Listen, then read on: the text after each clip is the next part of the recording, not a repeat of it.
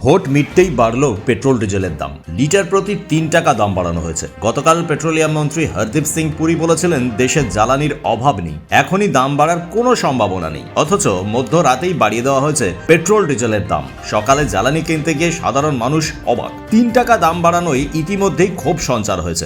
আমি সোজা কথা বলে দিচ্ছি, ভোট মিটতে না মিটতেই পেট্রোল ডিজেলের দাম বেড়েছে।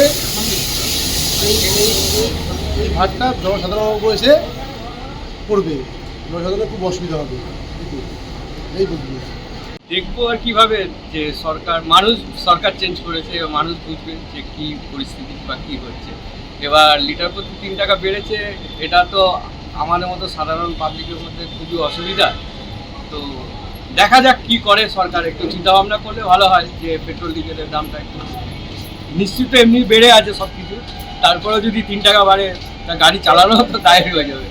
পরিবহন খরচ বাড়ায় নিত্য প্রয়োজনীয় জিনিসের দাম ফের বাড়ার সম্ভাবনা। সাধারণ মানুষ মনে করছেন ২-১ দিনের মধ্যে জিনিসপত্রের দাম বাড়বে। লরি, ট্রেকার, ম্যাটাডোরের ভাড়া আজ থেকেই বাড়তে শুরু করেছে। লোকসভার বিরোধী দলনেতা রাহুল গান্ধী বলেছেন, নির্বাচনের পর যে পেট্রোল ডিজেলের দাম বাড়বে তা জানাই ছিল। সাধারণ মানুষকে ধোঁকা দিয়েছেন নরেন্দ্র মোদী। আর বিজেপি বলছে পশ্চিম এশিয়ায় অশান্তির কারণে তেলের দাম বেড়েছে। শেখ এরশাদের রিপোর্ট, পূবের কলম ডিজিটাল।